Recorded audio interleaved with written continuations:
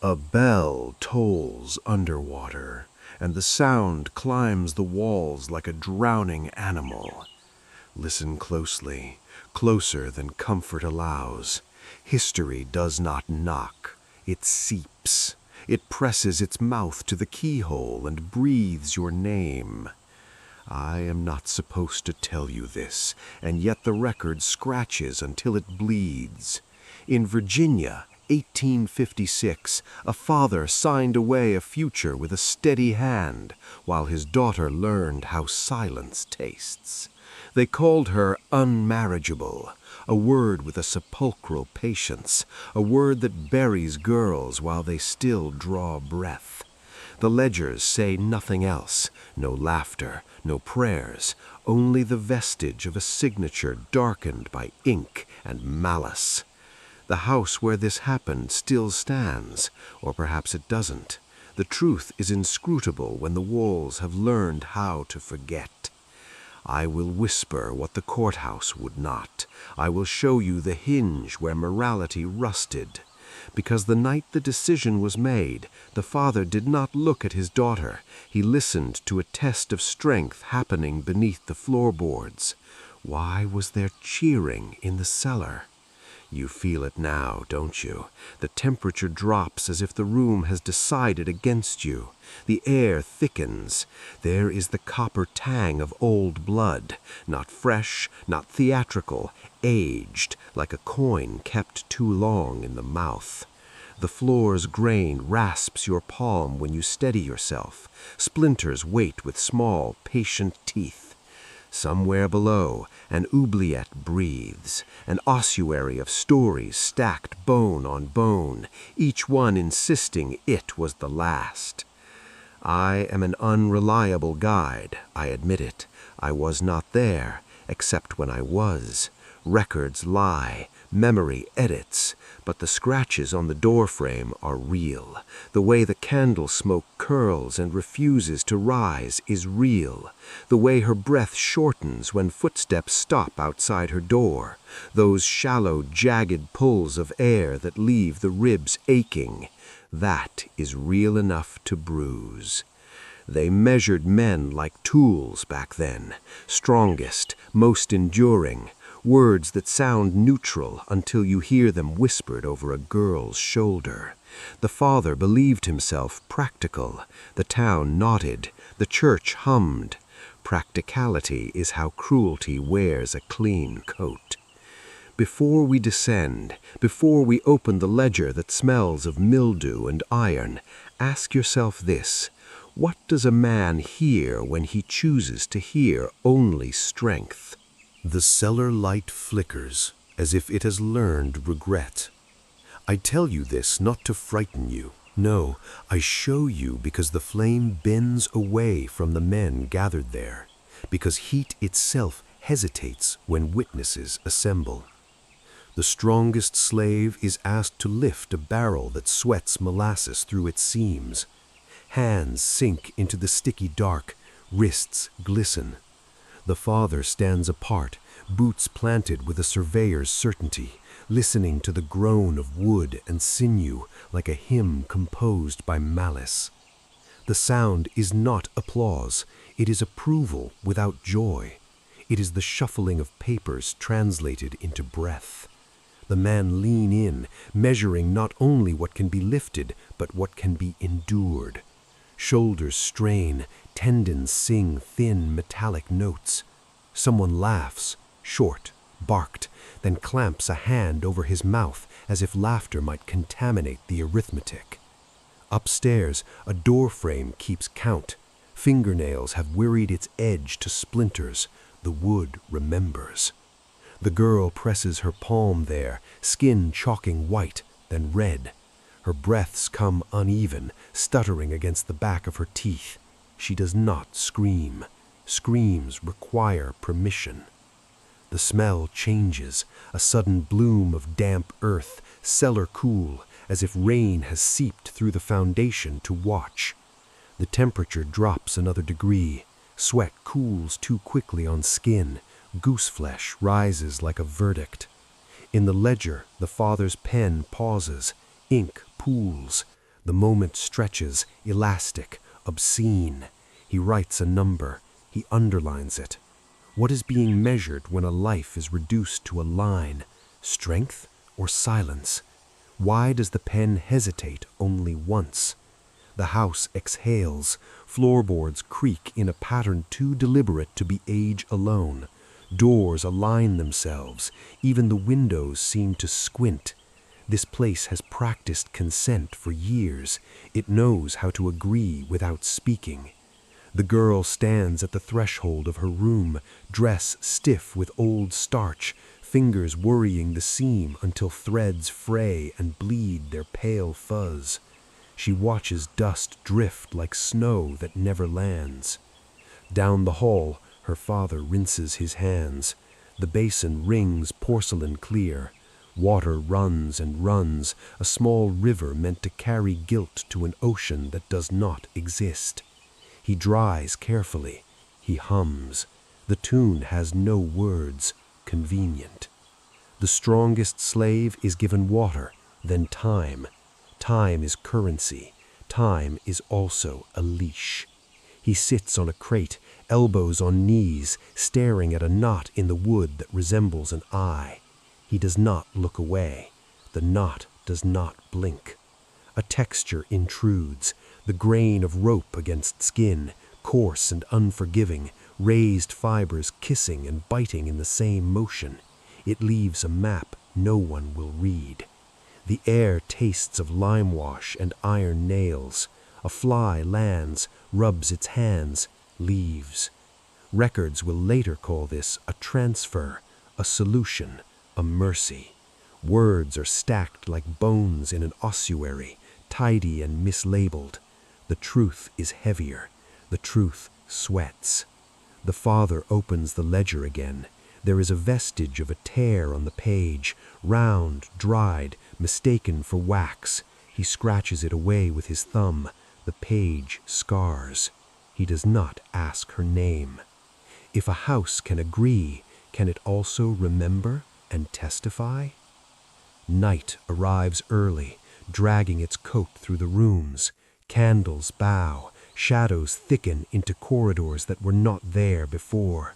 The door to the cellar is opened, not flung, not forced, opened with the care reserved for relics. The hinge sighs, relieved to be used.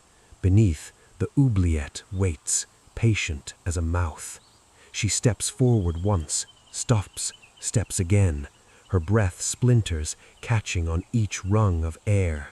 Fingertips brush the wall, chalk dust ghosts her skin. The strongest slave stands in the doorway, framed by darkness that refuses to outline him. He smells of sweat and soap, of work and the absence of choice. He does not reach out. He waits to be told where to place his hands. The cold sharpens. Stone leaches warmth like a thief. The smell is different now. Candle tallow, mildew, and the faint sweetness of rot that never quite confesses itself. Her shoes scuff. The sound is too loud. The house holds its breath. I will fail you here. I will not narrate what men pretend is inevitable. I will show you the door that does not close, the sliver of light that persists like an accusation. I will show you the ledger resting upstairs, its spine cracked, its pages breathing. Somewhere a bell tolls underwater again, or perhaps it is only the echo of approval sinking through floors. Who closes the door when everyone insists it closed itself? Morning arrives like an apology written in pencil, pale, erasable. The house pretends it slept. Sunlight probes the parlor, touches the arm of a chair, recoils. Upstairs, the ledger lies open where it was abandoned, pages curled as if they've been listening all night.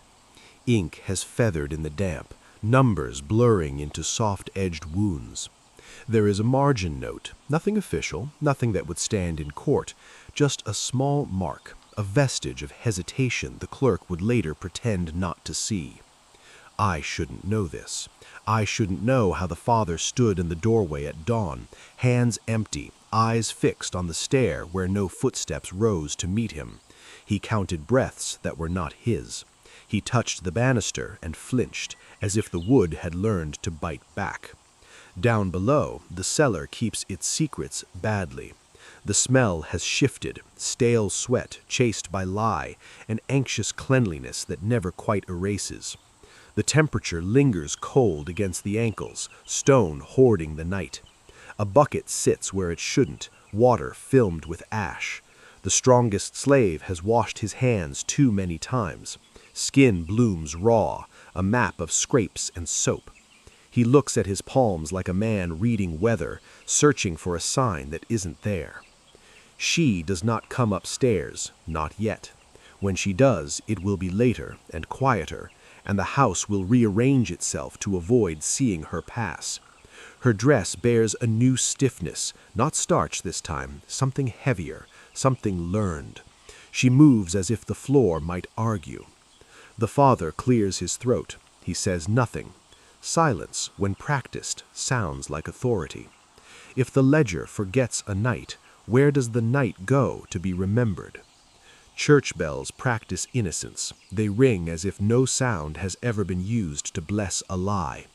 Neighbors gather in the thin shade of elms, trading weather with the careful enthusiasm of people who know better than to ask. The girl passes among them. Heads tilt, then right themselves. Someone smells bread, yeast, and warmth, and the contrast is obscene.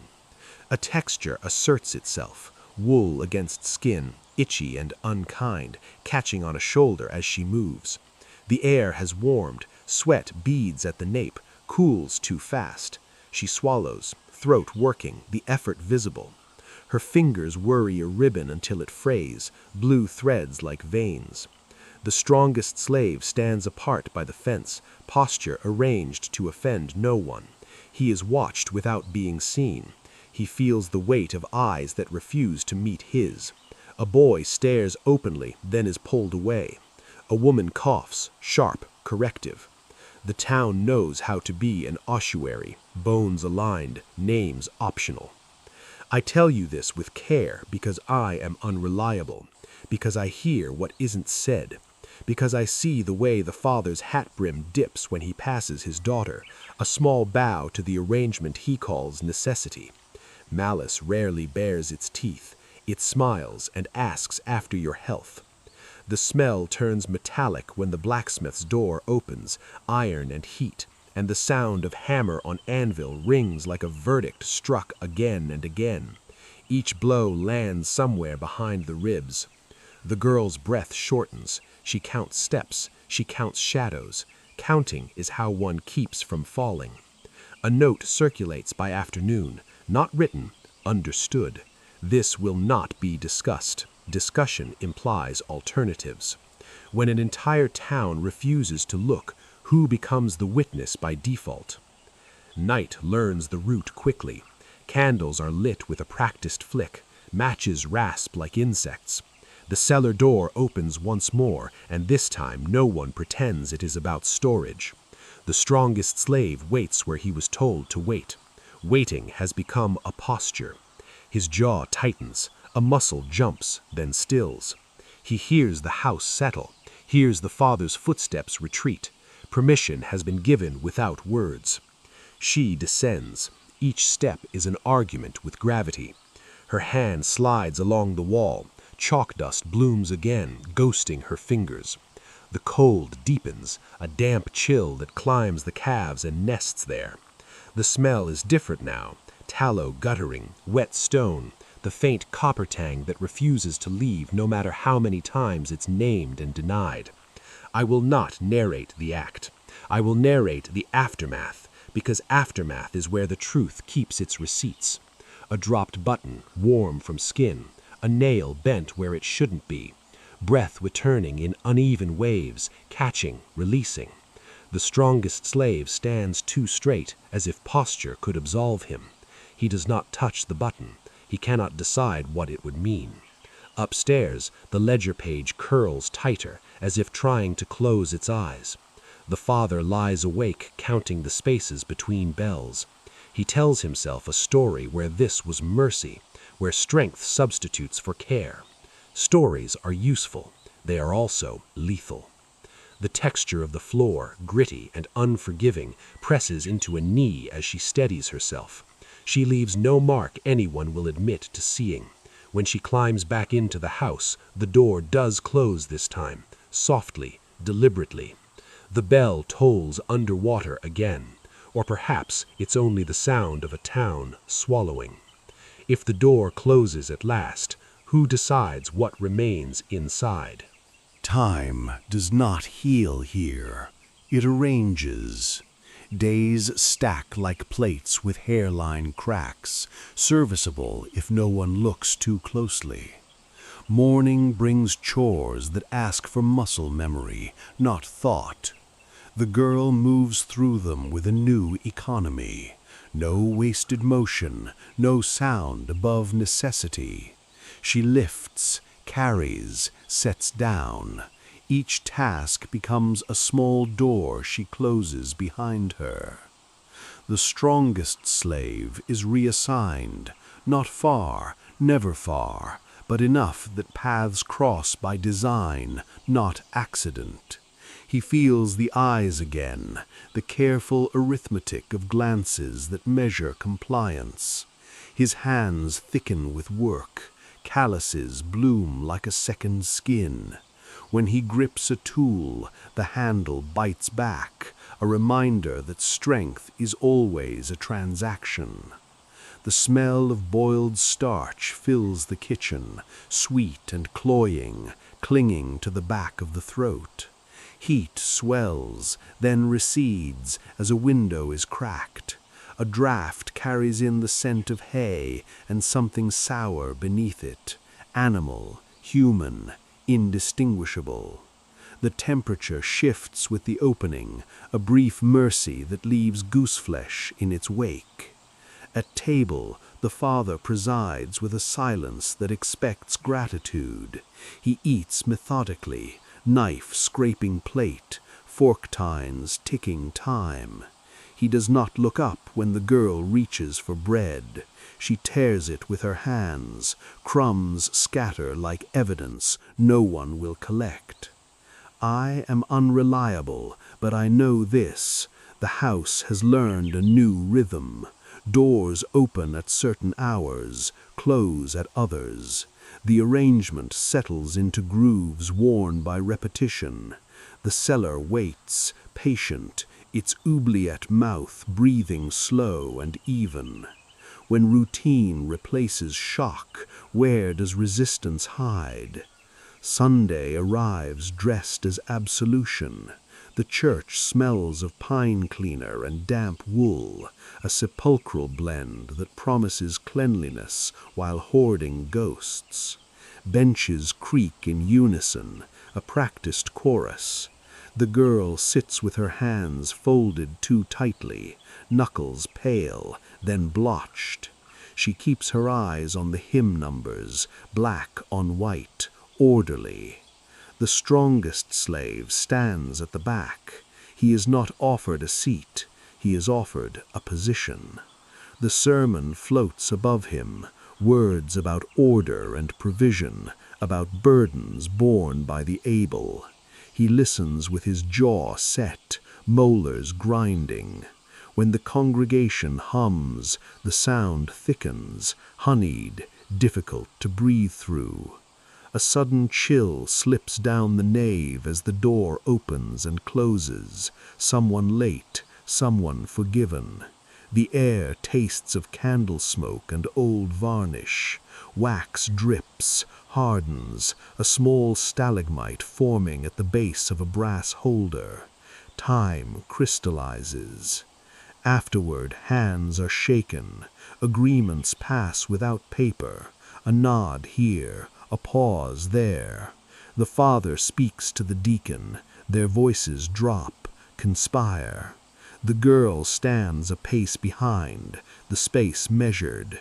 She watches a spider traverse a beam, counting its legs to keep her breathing even. The strongest slave is thanked for his diligence. The word diligence lands like a weight. Outside, sunlight pretends nothing has happened. Dust lifts with each step, coats shoes. The texture of gravel underfoot grinds, unyielding. A child drops a sweet. It sticks to the ground, attracting ants. The ants arrive quickly, purposeful. This is the contract. No ink, no witnesses who will admit to seeing. A vestige of mercy is invoked.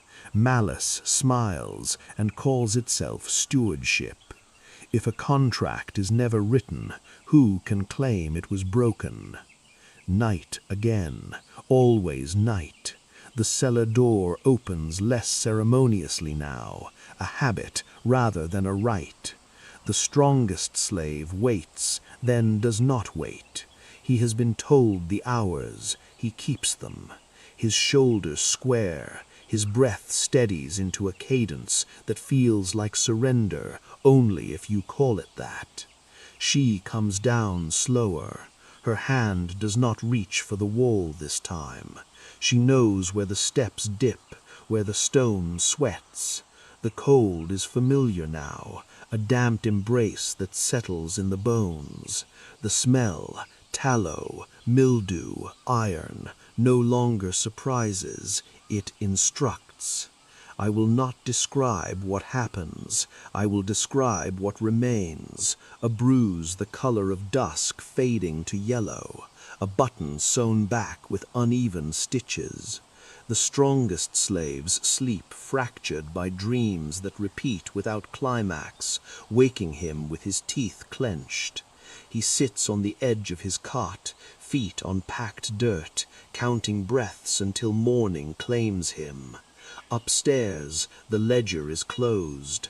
Dust gathers along its spine. A mouse worries the corner of a page, nibbling at a margin note no one remembers writing. The father dreams of balance sheets that add up cleanly. He wakes, satisfied. The texture of the air thickens as a storm approaches, pressure building, ears popping. Thunder mutters, distant, then nearer. Rain finds the roof, tests it. Water leaks at a seam, drips into a basin set there long ago. Each drop lands with a hollow sound, a metronome for endurance. I am unreliable, but I will tell you this with certainty. Arrangements leave residue. They persist in rooms and bodies. They outlive the words used to justify them. The cellar does not forget. The house remembers, even when it pretends not to.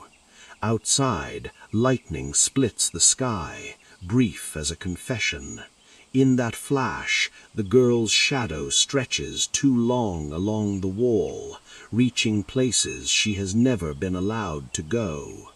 When a shadow outgrows its body, what is it trying to escape? If you press your ear to the plaster, just there, where the hairline crack runs like a vein, you can hear the house thinking. It thinks in impressions, not sentences. Footsteps remembered by the floor, weight learned by joists. The girl moves through rooms that lean toward her now, subtly, as if gravity has chosen sides. Her shoulders bear a new geometry. She pauses at thresholds, measuring what will be taken by crossing. The strongest slave works closer to the house than before. Proximity masquerades as convenience.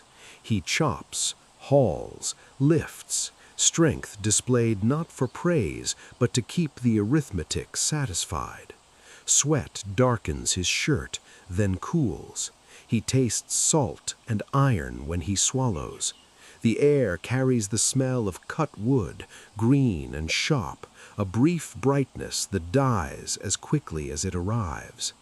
Inside, the father's study remains immaculate, quills aligned, ink capped. The ledger's spine is a quiet ridge under dust. He opens it once, hesitates, closes it again. His fingers leave no oil behind. He has learned to touch without trace. When he walks, he avoids the loose board by habit, not conscience. She finds a small thing on the stair, a splinter lodged where skin once pressed. She works it free with a pin, breath hitching, jaw set. Blood beads, then stops. She licks it without thinking. Copper blooms on the tongue, a taste that snaps the moment into focus. She wipes her finger on her skirt and keeps moving. At night, the cellar receives them. The door opens to the same degree each time. Consistency comforts those who need not descend. What does a house record when people refuse to write it down? Market day. Sound crowds the square. Barrels thump. Hens protest. Coins ring. The girl passes through like a shadow that learned how to walk. Eyes skim, then slide away. Someone remarks on the weather. Someone else agrees too quickly. The strongest slave stands by the wagon, reins slack, posture arranged to offend no one. A child stares until a hand clamps his shoulder. Heat rises, presses down. The air thickens with sweat, apples, manure. Flies worry the edges of smiles.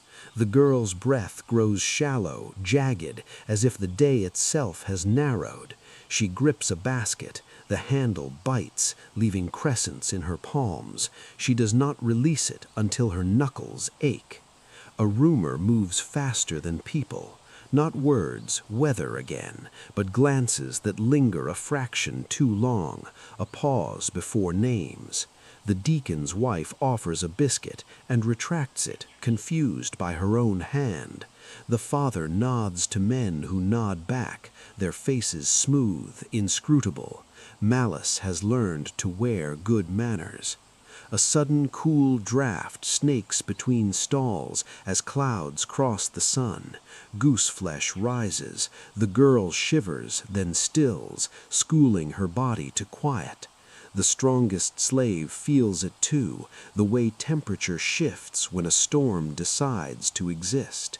He smells ozone, faint, a promise of violence that never quite breaks.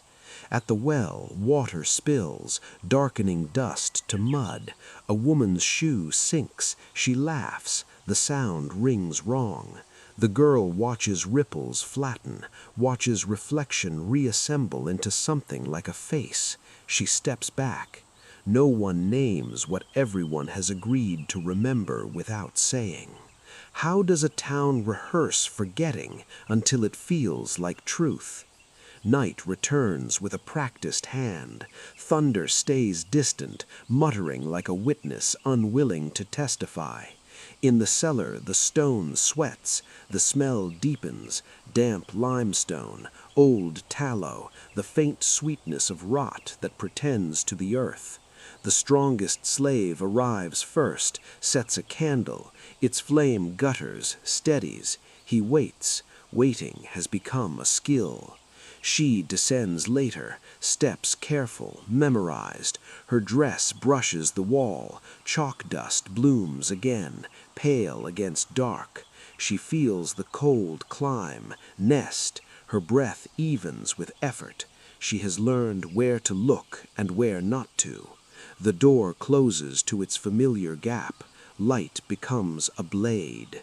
I will not narrate the act. I will inventory the remains. A footprint where water pooled and dried, a negative shaped like a heel, a thread snagged on a nail, blue against rust, a mark on the beam where a hand reached and slipped. These are not metaphors. These are artifacts. The strongest slave turns his face to the wall afterward, counting knots until his jaw unlocks. He smells smoke and damp and something human he cannot name. He rubs his palms together until friction warms them, until feeling returns. He does not pray. He cannot decide who would be listening. Upstairs the house settles, boards creak, then hold. The texture of silence thickens, padded, suffocating. The father sleeps through it, dreaming of numbers that align. In his dream, a door closes cleanly, no gap, no light. But the cellar keeps its ossuary, bone memories stacked and labeled by absence. The walls have learned the shape of bodies and will not unlearn it. In time, someone will step wrong, hear a hollow sound, wonder. Outside, rain finally breaks, brief and hard. Drops strike the roof, find the old seam, fall into the waiting basin below. Each drop lands with a soft, accusing note, countable, unignorable. When evidence cannot speak, who teaches it to wait? It begins with a sound out of place. Not loud. Wrong. A chair leg shrieks across floorboards at an hour when furniture should be dreaming. The house flinches. So do I. Patterns hate interruptions. They leave edges. A neighbor's boy, old enough to know roots, young enough to misjudge, cuts through the side yard to save time. He hears the cellar door breathe. He stops. His boots grind gravel into a complaint. He leans, curious, and the earth gives back the smell of damp iron, a breath that carries farther than it should. His throat tightens. His breaths come shallow, jagged, snagging on the ribs like fishhooks. Inside, the strongest slave freezes mid-motion. He knows the sound of steps that are not scheduled. His shoulders lock. He listens for the door to close the way it always does. It does not. The gap holds. Light becomes blade, again, and this time it cuts outward. She stands too still. Stillness has become her armor. Her fingers curl into her palms until crescents bloom, white, then red. She counts. 3, 5, 7, numbers that do not add up to safety. The boy's shadow trembles at the threshold, thin as a lie told for the first time. A temperature shift slides in with him, night air spilling down the steps, cool and metallic. Candle flame bows, gutters, wax runs. The boy sees nothing he can name, which is how most crimes survive. He hears breathing that is not his. He hears the house exhale. Someone coughs upstairs, a corrective sound, authority clearing its throat. The boy backs away, slow, then faster. His heel slips, gravel bites. He does not fall. He runs. His heart hammers a story into his ears that he will later call imagination. When a witness sees nothing, what does he carry home? Morning edits ruthlessly. The father stands at the sink, water running longer than necessary, scrubbing a cup already clean. Porcelain rings. He has heard about the boy, heard the word curious delivered with a smile that asks for permission to punish. He nods once. He adjusts. He speaks to the boy's mother in the yard, voice pitched low and neighborly. Weather again. Children wander. Accidents happen. He mentions a fence that needs mending, a favor owed. He places a hand on the gate, wood warm from sun, the texture of splintered grain familiar, and presses just enough to remind it who decides when things open and close. The boy is called in. He stands with his cap twisted, eyes fixed on a knot in the wall that resembles an eye. He swallows too often. His breaths rasp, then steady. The father asks a question shaped like concern. The boy answers with silence, which the father interprets as sense. The smell of coffee drifts from the kitchen, bitter, grounding. It tastes like adulthood, like a promise you didn't make. The father pours a cup he does not drink. He lets it cool. He says the word cellar only once, casual as if naming weather. The boy's shoulders climb, then fall. He nods. He will remember nothing he can say aloud. The strongest slave is moved again. a task farther out, distance as insulation. He accepts it without comment. Acceptance has become his language. He grips an axe. The handle bites. Sap bleeds from a fresh cut, sticky and sweet. He smells green wood, feels its resistance, welcomes the honest math of force and yield. She learns of the correction by absence. The hours change. The door opens later. The gap narrows. The house has learned a new trick. How many adjustments does it take to erase a crack before it widens? Storm heat presses down all afternoon. Cicadas saw the air into pieces. Sweat beads, slides. The girl's dress clings, then releases. Humidity thickens, a wet hand on the throat. She carries water to the basin beneath the leak, counts drops. 1, 2, 3, each landing with a hollow note that marks time. At dusk, the ledger opens, not by a hand, by gravity. A breeze finds the study, lifts a page, lets it fall to a date that means nothing until it does.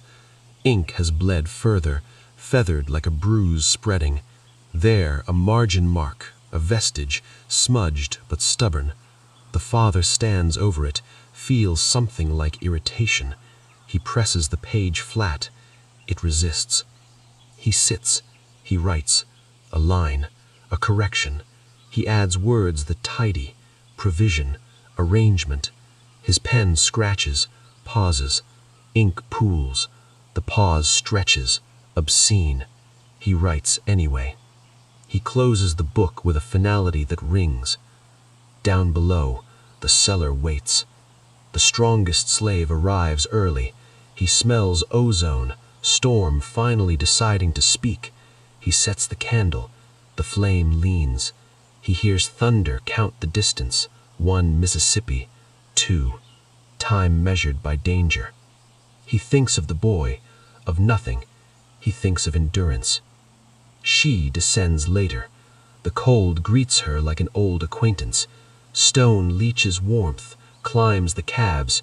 The smell, tallow, mildew, iron, has deepened with the day's heat. She breathes through her mouth, shallow, careful. The door closes to its practiced gap. Light narrows. I will not narrate the act. I will narrate the interruption. Thunder cracks overhead, closer than before. The house shudders, dust lifts. The candle gutters, goes out. Darkness swallows shape. In the dark, a sound escapes, a breath, a name half-formed, a truth without grammar. Above them, rain hammers the roof, finds the seam, overwhelms the basin. Water spills, runs along the floor, seeks the stairs. A rivulet snakes down, cold, insistent. It touches her ankle. She flinches. He hears it. He stops. For a heartbeat, longer than comfort allows, nothing moves. The house holds its breath. The ossuary underfoot listens. The candle is relit. The door remains ajar a fraction longer than usual. The gap admits a blade of sound, rain, distant voices, a world insisting. Upstairs, the ledger cools. Ink sets. Outside, lightning tears the sky open, brief and merciless. In that flash, the father's study window reflects a room that looks back, inscrutable. If a pattern slips once, does it tighten or does it break? Water is a patient archivist. It follows gravity, not permission. By morning, the leak has learned a new route, darkening the stair edge where feet hesitate. The basin sits brimmed and offended, a ring of overflow chalking the floor. The smell of wet wood rises, sweet, swollen, boards taking on more than they can carry. The house shifts, a long, low complaint. She steps around the puddle and misjudges the edge. Her shoe skates. Her breath snaps short, jagged, a sound torn free before she can cage it. Her hand finds the wall. Chalk blooms. The cold of stone bites through cloth. She steadies, jaw set, pulse loud in the ears. A new mark remains where her palm pressed, darker than the others, a vestige of heat stolen. The strongest slave hears it from the yard, the scrape, the caught breath. Sound travels differently when it has learned a reason. He freezes with the bucket half lifted. Water sloshes, spills, kisses dirt. He smells iron and rain, tastes it at the back of his throat. He sets the bucket down too carefully, as if careful could rewind time. Upstairs, the father notes the drip, the stain, the way the house insists. He mutters about repairs, about rot. He does not say cause. He does not say stop. He reaches for the ledger, then for his hat instead. Avoidance has become a route as familiar as any path to town. By dusk, the puddle has widened. Footprints appear and vanish as they dry, a palimpsest of movement no one claims. The cellar waits. Waiting has learned to count. When water redraws a map, who pretends not to read it? It happens between breaths, not an act, an absence. The strongest slave arrives at the door and does not step through. He stands, shoulders squared, listening to rain stitch the yard together. His hands tremble once, then still. He tastes ozone, sharp as a cut. The candle inside flickers, sees him, waits. She descends to the third step and stops. The air thickens. A sudden cold slips down her spine, not from stone, but from the shape of what might follow. Her breaths come uneven. She counts again, 3, 5, 7, and the numbers refuse to cooperate. She lifts her chin. It is a small movement, barely a movement at all. It is everything. He does not move. Silence stretches, elastic and dangerous. The door remains open beyond its customary fraction. The gap admits sound, rain, a distant wagon, a dog deciding whether to bark. The house leans in, curious. Malice has learned to listen. I will not dress this as courage. I will show you the cost. His jaw tightens until teeth ache. His chest burns with a held breath that demands release. He exhales anyway, a controlled surrender that sounds like wind finding a crack. He steps back. The candle gutters, offended, then steadies.